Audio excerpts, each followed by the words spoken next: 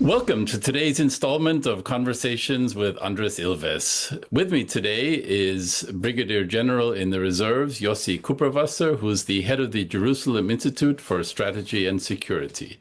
Welcome. Thank you for having me. So, Israel, Palestine, always in the news these days, lots going on, and it changes day to day. I want to go back to October 7th, 2023. And I want to start off by asking you, with your expertise and background in intelligence and so on, what went wrong? Was there something that Israel should have seen? Well, first of all, a lot of things went wrong, both in the intelligence and on the operational readiness and the general approach to the Gazan challenge. All of that was wrong, deeply wrong.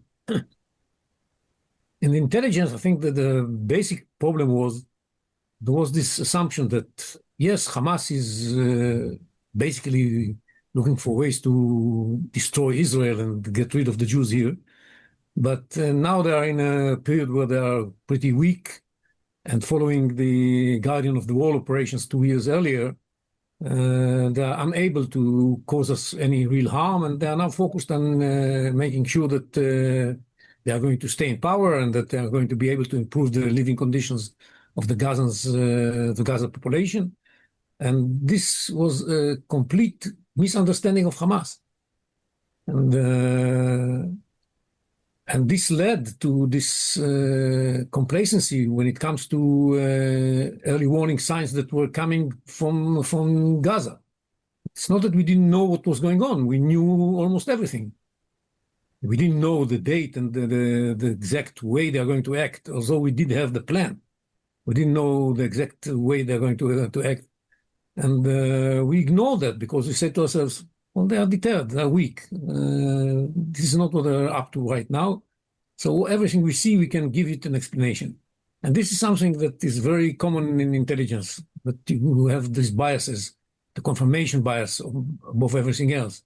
Whatever comes in, if it's in line with what you think about the enemy, you attribute to it a lot of importance. Whatever comes in and it's in contradiction with what you think about the enemy, you say, no, that is not important. It's just nuisance and noise. And that's exactly what happened to all the people. The problem was that there was a groupthink. Everybody believed in that. There was no one. Well, there was maybe one or two exceptions, but in very low level that nobody heard, nobody paid any attention to. And this was a terrible intelligence mistake that in all walks of intelligence was so predominant that the ability to change their point of view during the night when the information, the decisive information came in was totally impossible. And I always quote my successor, the successor of my successor of my successor of my successor, who said to expect me to change my worldview about Hamas in the last hours before the attack is impossible. I couldn't make it. Even though I saw the information, I couldn't change my mind. I was convinced that Hamas is deterred. And it's painful because, you know, it could have been totally different. And now there's a question of are these people unfit for carrying this job? Maybe, I don't know. It's maybe it's something that has to do with the people that did it. Maybe it's something that has to do with the culture of intelligence, not enough openness, not enough understanding that there are these biases and you have to be aware of them and you have to take them into account when you make an assessment. Maybe it's the structure of the intelligence that was moving towards operational intelligence on the expense of strategic intelligence and early warning intelligence. We had many reasons for this failure, but the results are very clear. The results are very clear. It's terrible mistake that led to such strategic repercussions that's beyond imagination. The people that were involved in that when you speak with them and you listen to them, they understand they made a mistake. They don't run away from responsibility and even blame. But in my mind, they don't yet understand how deep and unbelievable their mistake was. Even now. Even now, just a couple of days ago, there was a leak of a conversation between the former head of the intelligence, commander of the intelligence at the time, General Khalifa, who spoke about what happened to him. And he repeatedly said, I'm responsible, I'm to blame. He said the right things. But you don't get the impression that he understands how deep and how terrible the repercussions were of this mistake. It's okay, I made a terrible mistake. I'm to blame. Let's move on. It's I resigned. That's the way I translated my blame and responsibility to real action. So it's not that I didn't stick to my chair, but he didn't manage to convince anybody. I think that he fully understands what happened. Does that mean it can happen again? Definitely, it can happen again. Definitely, it can happen again. Actually, it did happen several times since October 7th. We had many strategic intelligence mistakes. For example, nobody thought that Assad is going to fall the way it fell, and many other small issues, smaller issues, but also of strategic importance, were not foreseen by the intelligence. Intelligence is a very problematic thing because to say something meaningful about the future is a very demanding mission. And human beings have difficulty in doing that. It's not in physics. In physics, you can say, okay, the sun is going to come up in the east tomorrow at 6:22. But to say that the terrorists are going to appear at 6:29, 3,000 of them in 60 places where they're going to cut the fence simultaneously. And some of them are going to come with hang gliders. Some of them are going to come from the sea. And it's you have to, as the 9/11 committee, investigation committee said, you got to have the ability to imagine. The failure of imagination can cause a terrible result. And these people that were in place didn't have the capability to imagine. What I'd ask then about that is that for many countries, there's going to be a security threat, but it's not always clear where it might come from. For example, you mentioned the 9/11 Commission.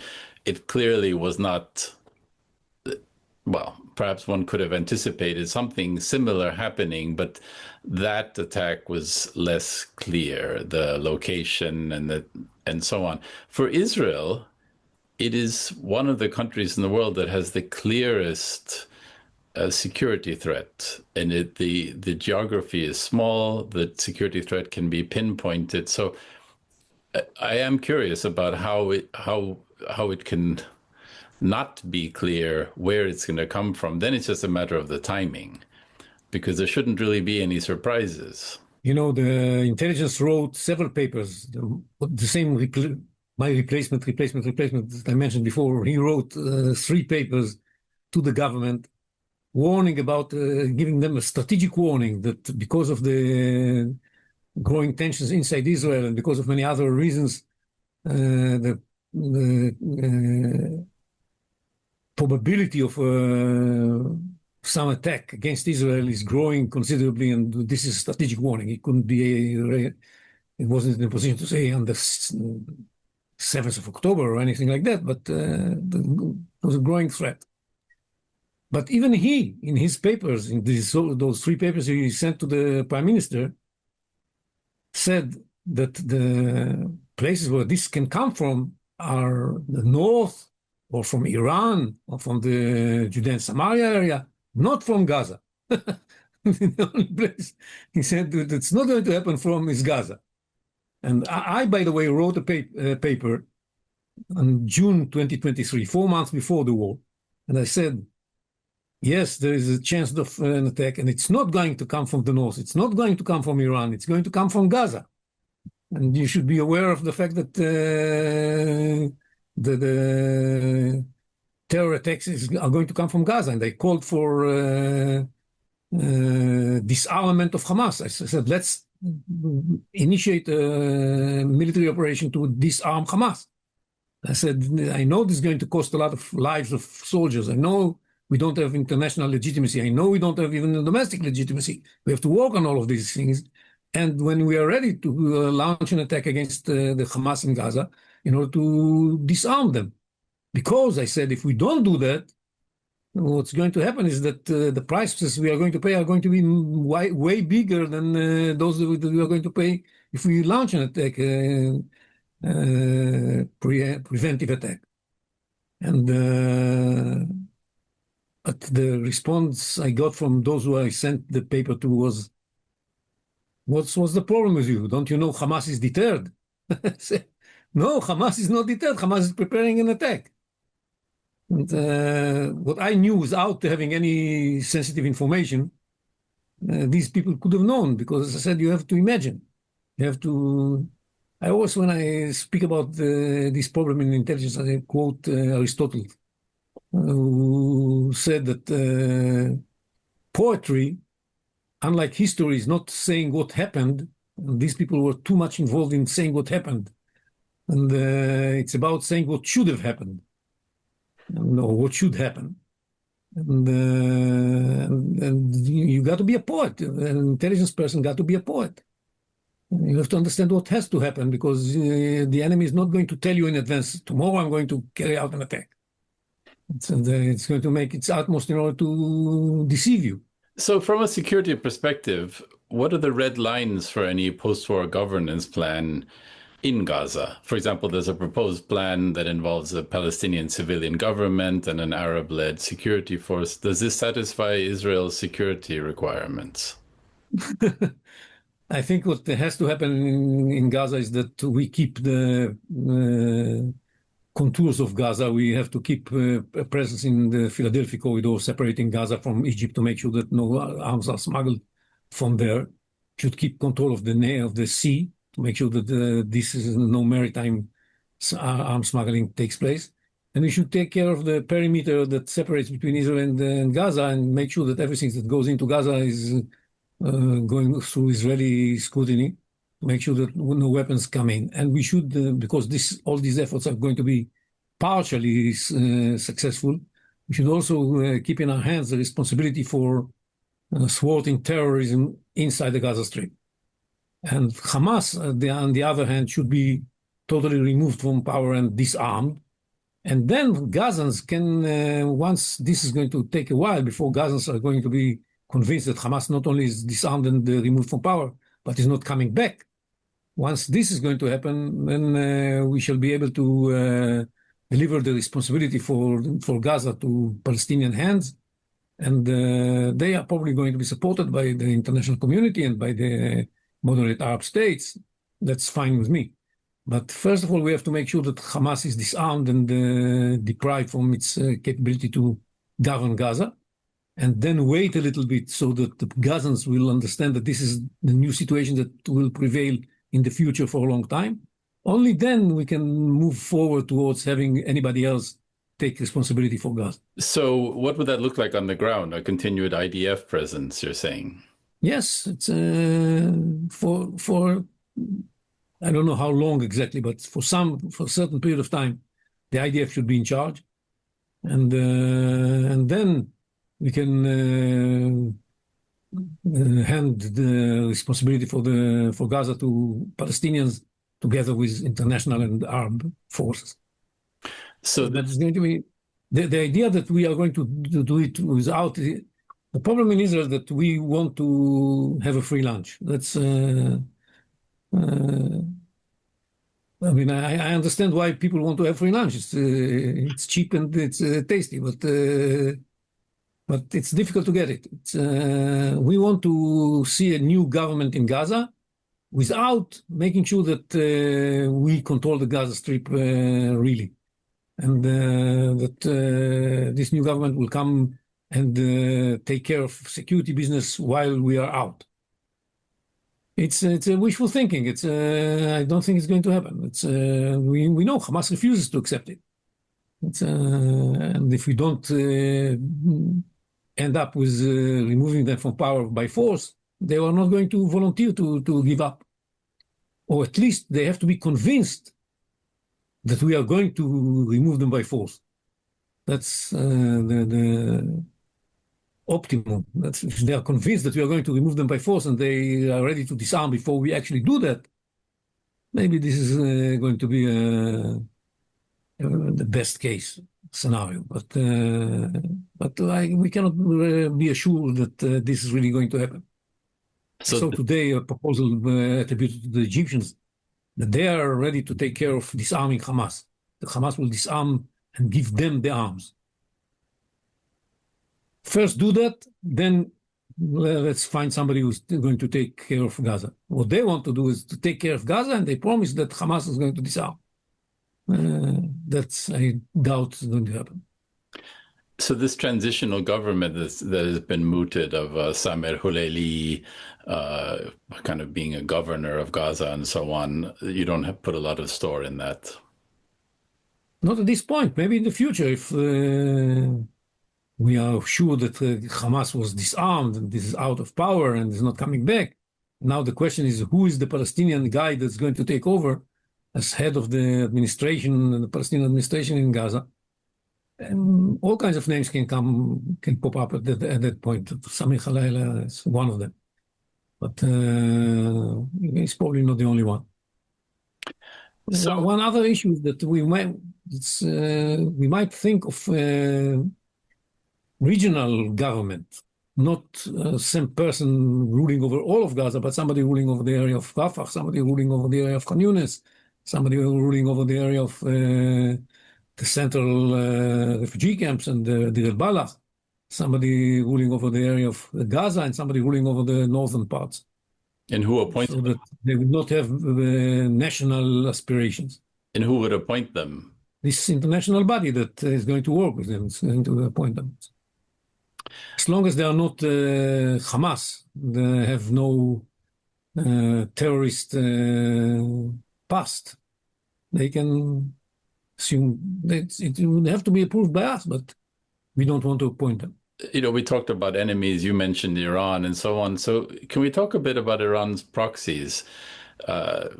Basically, the so-called ring of fire. Do you think that that's still Iran's strategy? Obviously, Iran's position has been weakened, but it's still present. And what do you see, especially after the 12-day war and what happened with Hezbollah and so on?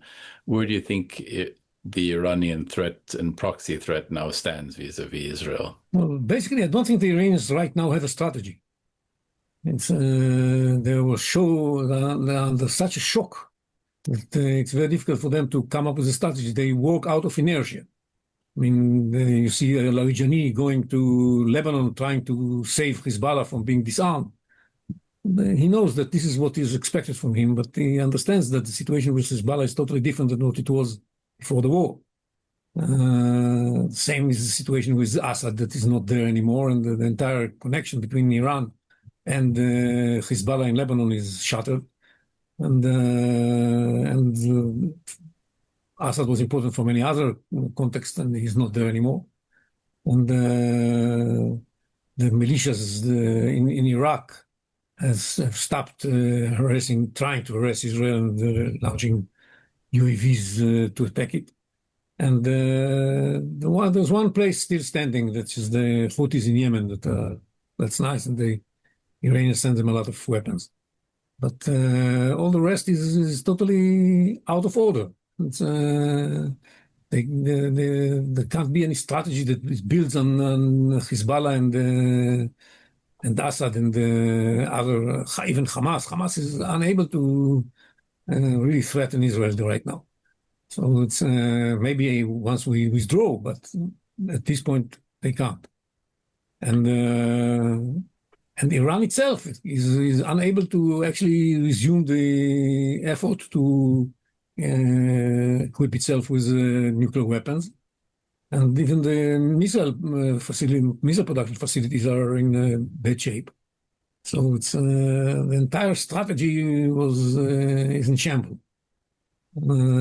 So it's very hard to come up with a strategy. They still stick to the old what they remember from the old strategy, which is not necessarily relevant for today.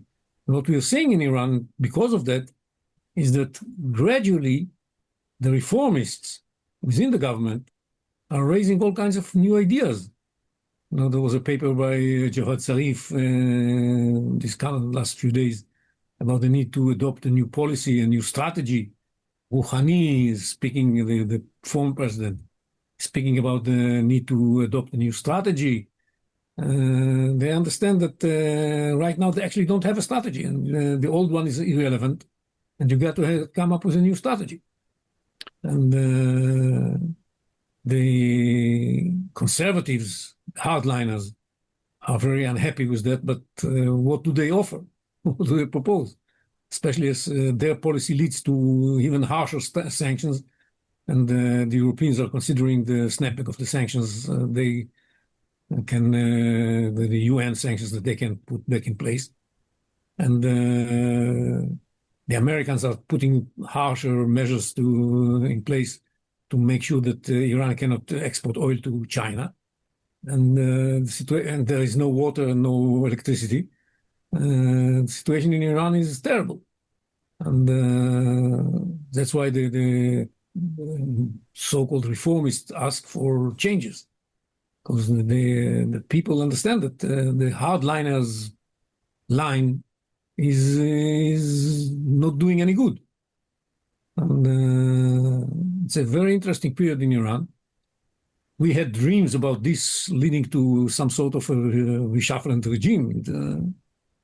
It's not going to happen probably because the Iranians are too afraid to try and do something like that. But what we can expect is some changes within the regime.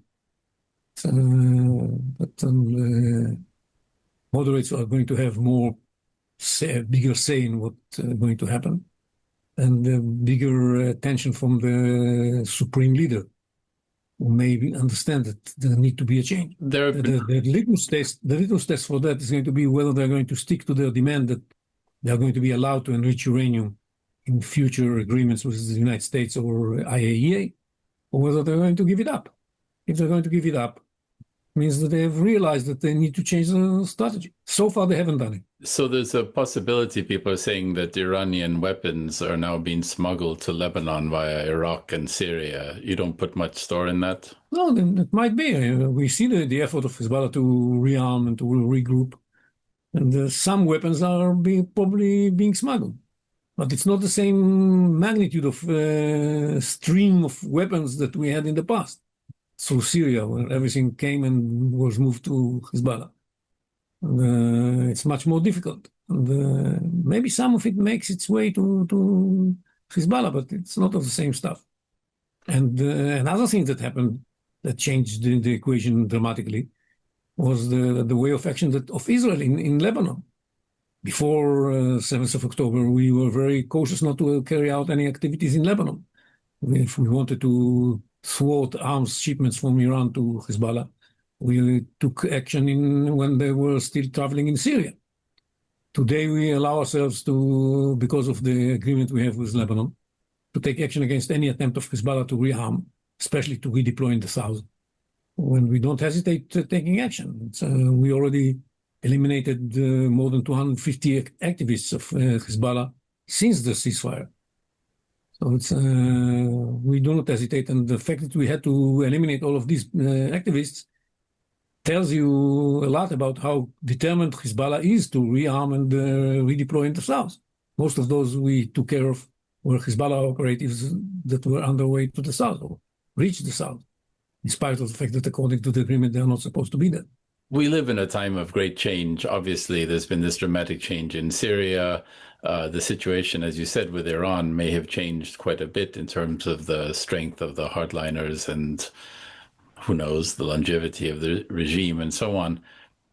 Where do you think this is all headed for Israel, with all the changes happening around it regionally, everything from the Abraham Accords to changes, as I mentioned, right next door in Syria and so on?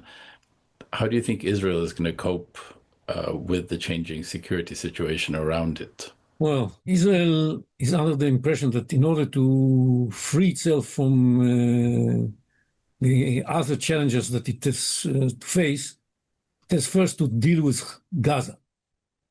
We have to finish the job in Gaza. We have to release the hostages that constitute an enormous burden on our ability to move to other places and to defeat Hamas and make sure that everybody in the region, especially every Palestinian, especially those Palestinians living in Gaza, knows that the 7th of October was a terrible mistake done by Hamas that distanced the Palestinians from having their national aspirations fulfilled, and that cost them a lot of pain. It already cost them a lot of pain, but they have to know that this was in vain. Because they're ready to pay a high price if they get something in return. They shouldn't get anything in return for this 7th of October massacre.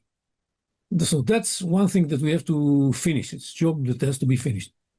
Once we do that, I think that we can focus on translating the changes we have managed together with the Americans build in the region into better strategic situation for everybody in the Middle East. And for that, we can dream of all kinds of security arrangements with our neighbors that may later on be translated into some gradual normalization of relations with them, maybe ending up with diplomatic relationships. It can be done with Syria, it can be done with Lebanon. Of course, it can be done with the rest of the Gulf states that were not part of the Abraham Accord at the time, especially Saudi Arabia and Oman. And that's, I think, the direction that we shall take once we finish the job in Gaza. And it's not only the Middle East, it's changes are happening around the globe. So it's, we'll see how they impact the Middle Eastern situation, because I don't know to what extent the efforts of Trump to bring about an end to the Ukraine-Russia war are going to be successful. But if he manages to do that, then the winds of peace might reach the Middle East, the wind of stability. And I hope so. I sincerely hope so. Anyhow, we all understand that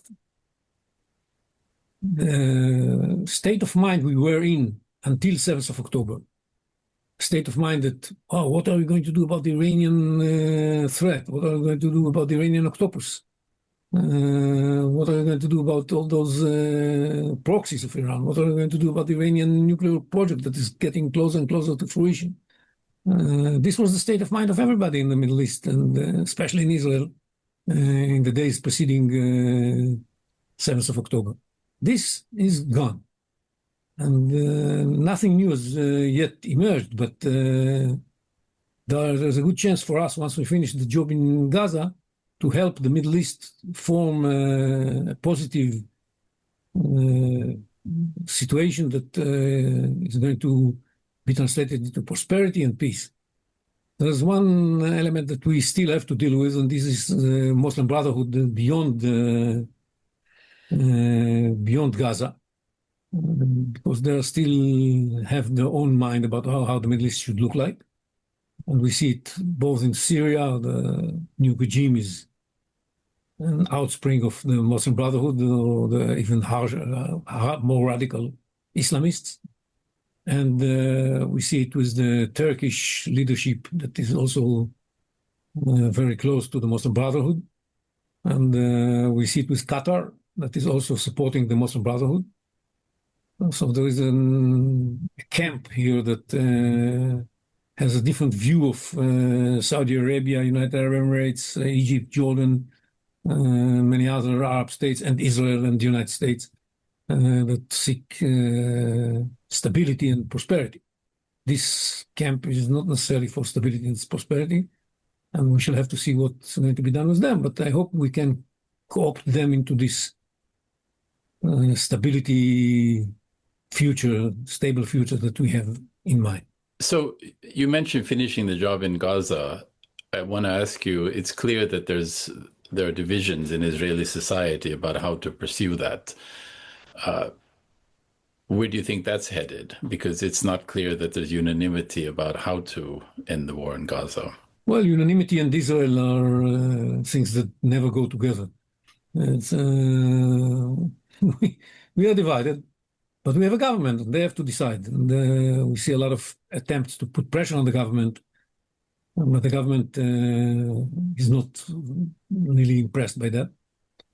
And yes, there are those who think that we should end the war now just in order to release the hostages and allow Hamas to stay in power, and some other day will come back to Hamas. The government doesn't think so, and the government calls the shots, and not the demonstrators wherever they are, and regardless of how much noise they make. That's the political system in Israel, where there are going to be elections in a year time, or maybe even shorter time. And we shall see who's going to win the elections. That's the most important thing. We have a system that allows us to take decisions and to implement them. And I guess it's going to work in the future as well. I think personally that allowing Hamas to stay in power is a mistake. We have already paid such a heavy price. Let's at least get what we want and remove Hamas from power and build an opportunity for the Palestinians too to enjoy this new regional situation, and maybe under different leadership with a different narrative, knowing that the narrative of destroying Israel and getting rid of it and replacing it with Palestine from the river to the sea is a dream that should remain only a dream. Once they have a leadership that understands that, we can move forward towards having peace with the Palestinians as well.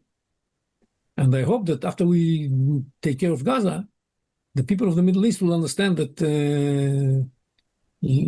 being captives by the Palestinian issue to prevent them from enjoying better stability, better prosperity, and peace with Israel, that is going to be such a tremendous source of